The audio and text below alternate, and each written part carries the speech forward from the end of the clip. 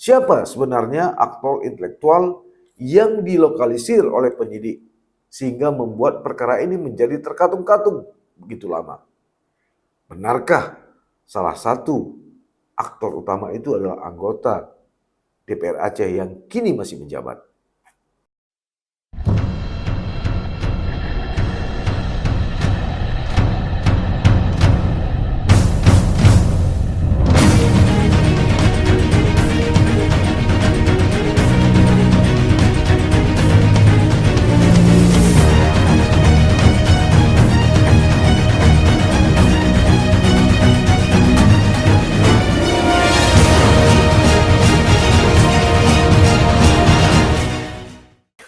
Assalamualaikum warahmatullahi wabarakatuh. Sahabat titik balik, kembali kita bertemu memperbincangkan atau membahas berbagai masalah seputar hukum, politik, sosial, budaya, dan ekonomi. Bersama saya, Saleh Abdullah di channel YouTube. Kali ini saya akan coba mengulas mengenai isu yang sedang hot atau viral seputar pengembalian berkas perkara dugaan korupsi beasiswa pemerintah Aceh tahun 2017 lalu. Satu kali mungkin biasa, dua kali mungkin masih bisa dimengerti. Tapi kalau sudah tiga kali, ada apa? Begitulah tanda tanya besar terkait pengembalian berkas perkara dugaan korupsi kasus beasiswa pemerintah Aceh tahun 2017 lalu dari Kejaksaan Tinggi Aceh kepada penyidik Polda Aceh. Beasiswa ini merupakan program pokok pikiran atau POKIR anggota DPR Aceh yang bersumber dari anggaran pendapatan belanja Aceh tahun 2017. Ini berarti sudah 6 tahun belum juga tuntas. Kepala Kejaksaan Tinggi Aceh Bambang Bakhtiar SHMH melalui Kasipenkum Ali Rasap Lubis SH menjelaskan, jaksa peneliti kembali mengembalikan berkas kepada penyidik Polda Aceh Jumat 15 September 2023 lalu. Menurut Ali, pada tanggal Selasa 19 September 2023, pengembalian ini karena belum terpenuhinya unsur formil dan material.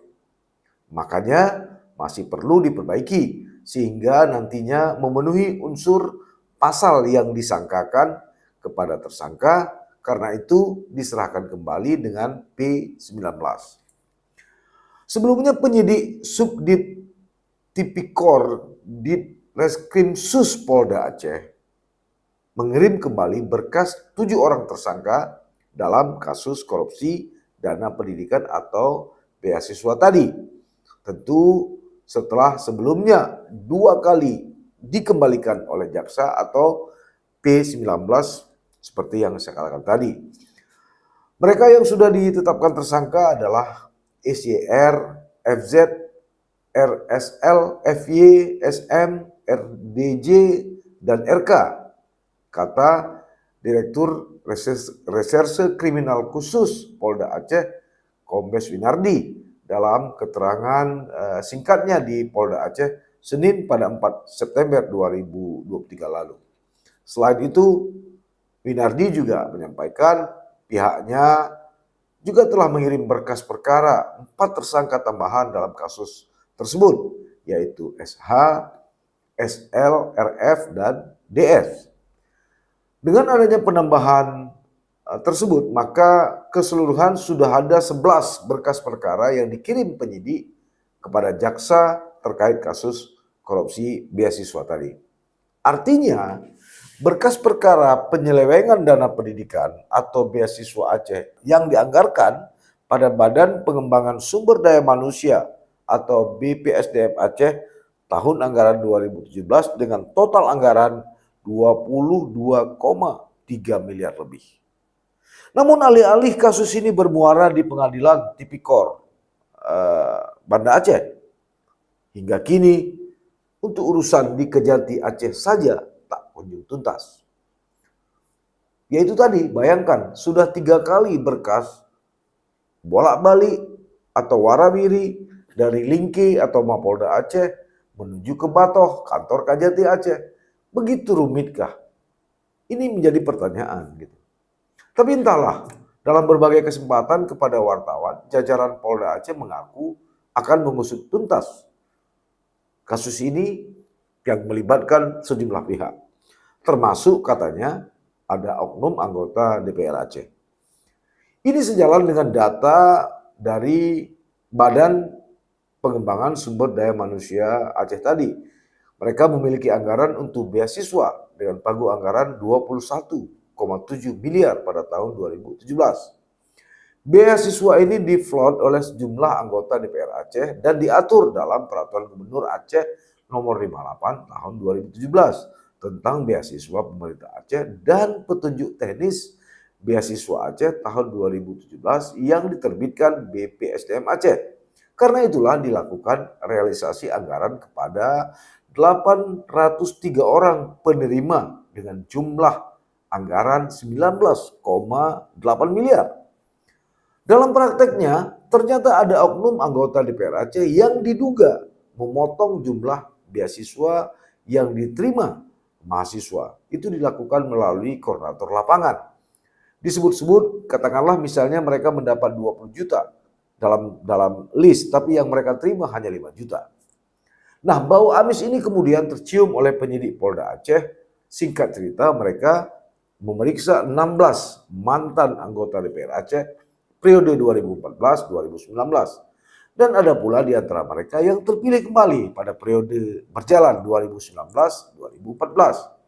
Berdasarkan audit Badan Pengawasan Keuangan dan Pembangunan atau BPKP Perwakilan Aceh diketahui ternyata ada kerugian negara dalam dugaan korupsi beasiswa pemerintah Aceh yang mencapai 10 miliar dari total 21 miliar lebih tadi. Itu sebabnya di Reskrimsus Polda Aceh berjanji akan membongkar siapa saja orang-orang yang terlibat di balik kasus tersebut. Terbaru, katanya polisi telah mengantongi salah satu nama calon tersangka baru. Sosok itu merupakan salah seorang oknum anggota DPR Aceh yang kini masih aktif menjabat. Walaupun tidak disebut nama, tentu samar-samar bayang-bayang publik udah tahulah kemana arah akan dituju dari pernyataan tadi. Nah, Kombes Winardi pada Jumat 10 Februari 2023 lalu di Banda Aceh juga menegaskan saat ini pihaknya masih mengumpulkan barang bukti untuk kemudian ditetapkan tersangka. Ya termasuk mungkin saja salah satu anggota Dewan yang masih terpilih tadi. Begitu ungkap di Reskrimsus Polda Aceh Kombes Winardi ketika itu. Sekedar informasi bahwa program beasiswa pemerintah Aceh memang sudah dimulai sejak tahun 2015 silam. Ini merupakan investasi pengembangan sumber daya manusia atau human capital kepada putra-putri Aceh yang dilakukan pemerintah Aceh melalui program pengembangan sumber daya manusia atau Komisi Beasiswa Aceh. Penerima bantuan ini terbanyak untuk program S1, termasuk S1 kedokteran, diikuti secara berturut-turut oleh mahasiswa program magister dan doktoral dalam maupun luar negeri. Ada juga program S1 kedokteran dan program kedokteran spesialis. Ini sejalan dengan kebijakan Gubernur Aceh ketika itu Irwandi Yusuf untuk memenuhi kebutuhan dokter spesialis di wilayah Barat Selatan, Tengah, Tenggara, Kepulauan, dan wilayah pemekaran baru di Aceh. Selain di dalam negeri, ada juga di luar negeri seperti Malaysia, Australia, Mesir, Taiwan, dan Jerman. Khusus untuk negara-negara Timur Tengah dan Afrika Utara, dialokasikan juga dana untuk penerima beasiswa tentang Islam, tentang studi Islam. Mereka ada di Sudan, Tunisia, Maroko, Yaman, dan sejumlah negara Liga Arab lainnya. Namun siapa sangka, di balik program dan niat baik tadi, ternyata tetap saja ada sosok atau oknum yang melakukan praktik culas dari oknum-oknum tertentu tadi.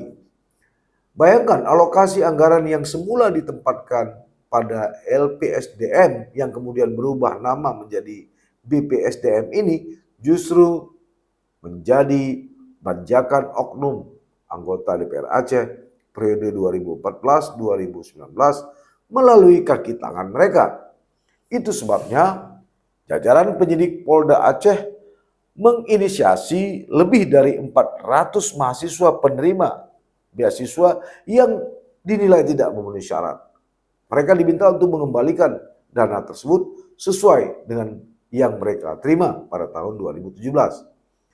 Berdasarkan keterangan yang diperoleh tim penyidik Polda Aceh tadi, para mahasiswa sebenarnya mengetahui bahwa mereka tidak berhak menerima karena mereka mampu secara ekonomi. Jadi bukan tidak mampu, mereka mampu secara ekonomi. Namun mereka dengan sengaja membuat keterangan tidak mampu, dan sekali lagi praktik culas ini bukan kebetulan.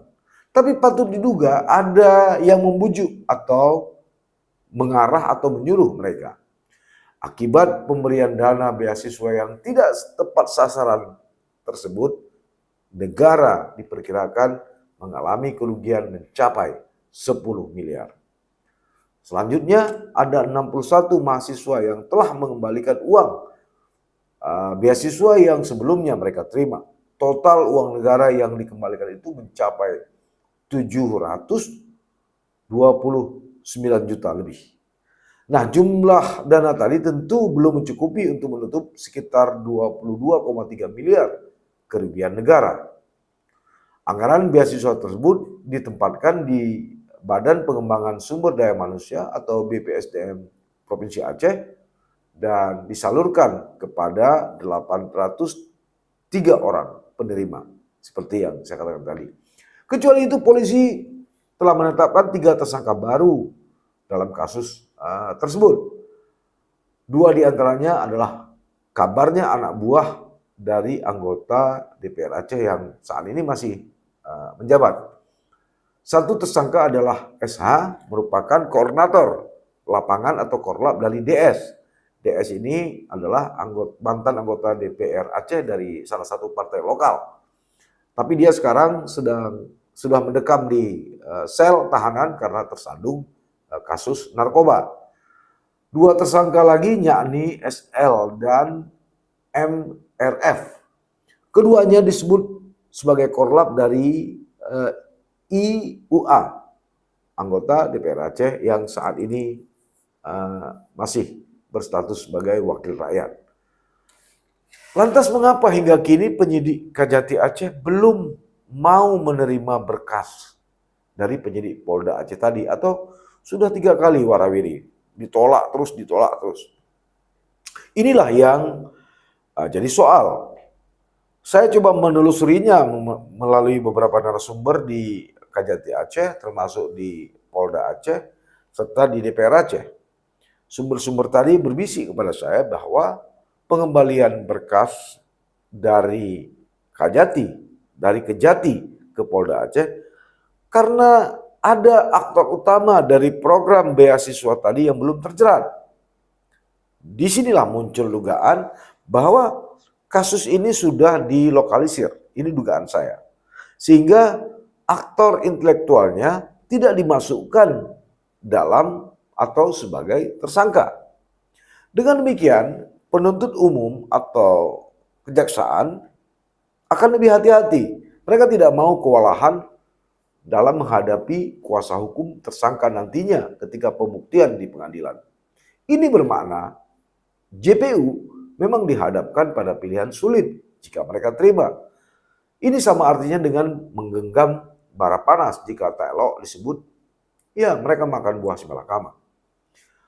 Pertanyaan kemudian adalah, alibi saya kemudian bertanya, atas dasar dalil hukum apa penyidik dari Polda Aceh tidak memasukkan aktor intelektual sebagai tersangka?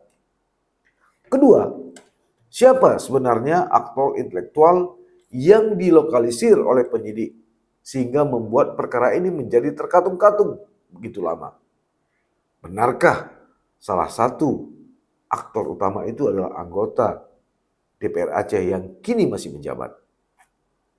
Bayangkan, dari 2017 hingga 2023 belum juga tuntas. Ketiga, bukankah secara hukum materi dakwaan pidana telah dikonstruksikan oleh penyidik Polri bersama jaksa penuntut umum atas dasar dalil-dalil dan bukti-bukti tadi? Keempat, kenapa sih penyidik dari Polda Aceh terkesan untuk tidak memenuhi saran dan catatan-catatan yang diberikan jaksa guna melengkapi berkas agar P21? Buktinya yaitu tadi sudah 3 kali dikasih mental, diserahkan mental. Inilah beberapa catatan yang terus mengganggu ya, alibi jurnalisme saya. Saya tidak tahu, sekali lagi, hanya penyidik Polda Aceh dan Kajati atau Kejati Aceh yang lebih paham dan lebih tahu. Kita berharap mudah-mudahan kasus ini cepat bergulir ke ruang persidangan. Semoga saja. Demikian, Assalamualaikum warahmatullahi wabarakatuh. Jangan lupa like, komen, dan subscribe. Serta aktifkan lonceng notifikasi.